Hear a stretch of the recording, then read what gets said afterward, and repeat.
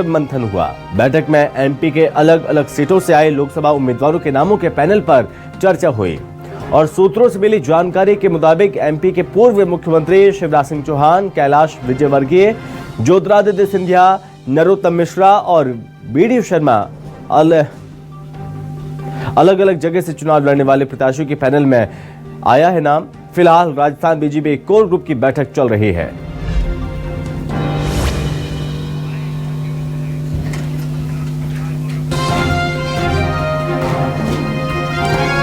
और इस पर ज्यादा जानकारी के साथ हमारे संवाददाता कुमार गौरव जुड़ गए हैं।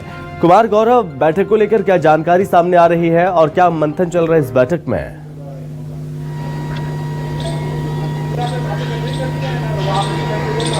देखिए, बिल्कुल कल बीजेपी केंद्रीय चुनाव समिति की बैठक होनी है जिसमें उम्मीदवारों के नाम पर चर्चा किया जाना है और उम्मीदवारों के नाम को अंतिम रूप दिया जाना है और कल या फिर 1 तारीख को कुछ नामों का ऐलान लोकसभा चुनाव को लेकर किया जाएगा।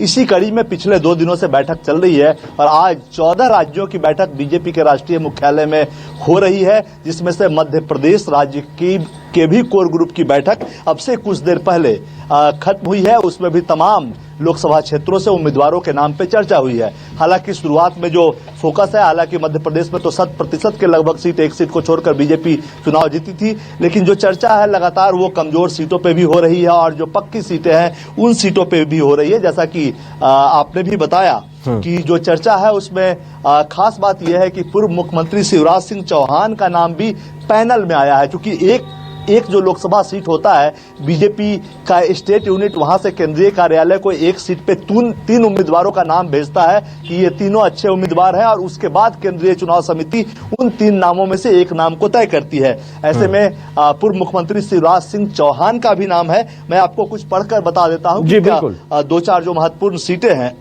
भोपाल से प्रदेश अध्यक्ष बीडी शर्मा, सुमित पचौरी, शैलेंद्र शर्मा और आलोक शर्मा जैसे नेताओं के नाम हैं। मुरैना से नरोत्तम मिश्रा, नरेंद्र सिंह तोमर और गिरिराज दंतोदिया जैसे नेताओं के नाम है। ग्वालियर से ज्योतिरादित्य सिंधिया, फिर से नरोत्तम मिश्रा, कौशल शर्मा, जयभान सिंह पवैया का नाम है। भिंड से लाल सिंह आर्या, सुमन राय, इमरती देवी, घनश्याम पिरोनिया इनके नाम है। गुना से भी ज्योतिरादित्य सिंधिया, केपी यादव और राघवेंद्र शर्मा का नाम है। इसी तरह तमाम सीटें, जितनी भी सीटें हैं, हर पैनल पे नाम आए हुए हैं और 3-3 नामों पे जो राज्य से आया है उस पे अभी चर्चा हुई है और कहीं ना कहीं कोर ग्रुप की बैठक में एक माइंड मेकअप कर लिया जाता है, सेट कर लिया जाता है कि हाँ, इन तीनों में से जो तमाम सर्वेज होते हैं पार्टी के, उसको केंद्रीय नेतृत्व भी देखता है। उनके केंद्र स्तर पे जो सर्वे होता है उससे और उसमें मिलान करके कि कौन सा नाम सबसे भारी है, कौन सबसे ज्यादा जिताऊ उम्मीदवार है, उन नाम पे फैसला होता है। कल केंद्रीय चुनाव समिति की बैठक है। आज कोर ग्रुप 14 राज्यों का है, लेकिन मध्य प्रदेश पर जो चर्चा थी वो लगभग 1 घंटे के आसपास तक चली। मध्य प्रदेश कोर ग्रुप की बैठक खत्म हो गई है। तमाम नेता निकल कर जा चुके हैं और जाहिर सी बात है, कल जब केंद्रीय चुनाव समिति की बैठक होगी तो आप देखेंगे कि चूंकि जो पहली लिस्ट आनी है उसमें 80 से 100 उम्मीदवारों के नाम आने की संभावना है। हालांकि कमजोर सीट उसमें से ज्यादातर संख्या में होंगे जिस पर उम्मीदवारों का ऐलान होगा, लेकिन कुछ पक्की सीट जो है उस पर भी उम्मीदवारों के नाम का ऐलान हो सकता है। उसी के तहत आज ये तमाम एक्सरसाइज सुबह 10:30 बजे से बीजेपी मुख्यालय में चल रही है। मध्य प्रदेश समेत तमाम राज्यों के कोर ग्रुप के जो सदस्य है वो यहाँ पे डटे हुए हैं। कुमार गौरव, एक चीज आपने जिक्र किया पूर्व मुख्यमंत्री शिवराज सिंह चौहान और साथ ही नरोत्तम मिश्रा का, इनका नाम तो सामने आ ही रहा है। क्या इसको लेकर भी जानकारी है कि क्या जो पुराने चेहरे हैं, जो सांसद हैं, क्या उन्हें रिपीट किया जाएगा, फिर से उम्मीदवार बनाया जाएगा या फिर उनकी जगह किसी नए चेहरों को मौका मिलेगा?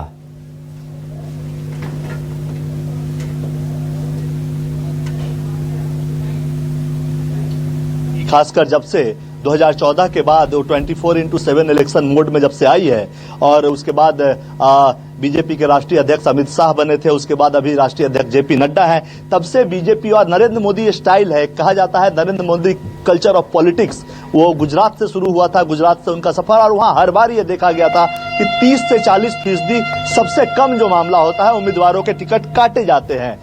उसमें क्राइटेरिया है, साधारण सी बात है, 70 साल से ज्यादा की अगर उम्र है आपकी है तो आपका टिकट खतरे में है।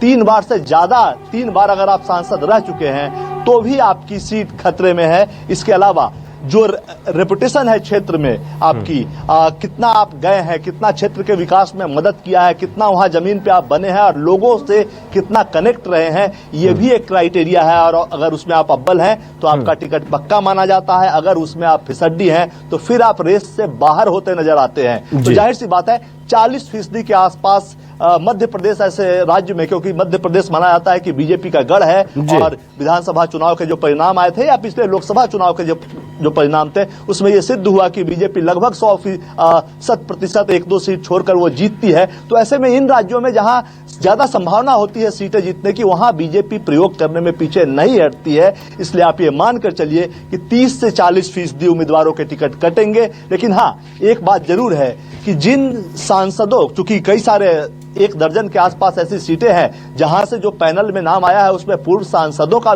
जो अभी सांसद हैं उनका भी नाम आया हुआ है, और उसमें से जिनका ट्रैक रिकॉर्ड बेहतर है उनको पार्टी रिपीट भी कर सकती है। एक और क्राइटेरिया आखिरी जो होती है कि अगर कोई सीट होता है जहां पे उस उम्मीदवार के दम पे पार्टी जीतती है, पार्टी का बहुत ज्यादा वहां महत्व नहीं होता, वैसी सीट पे उम्मीदवार की उम्मीदवारी मेंटेन रह सकती है, वर्तमान सांसद की उम्मीदवारी मेंटेन रह सकती है। लेकिन जहां पार्टी के नाम पे जीतना है वहां किसी भी सीट पे कोई गारंटी नहीं है। जी ठीक है कुमार गौरव, बहुत धन्यवाद आपका तमाम जानकारी के लिए।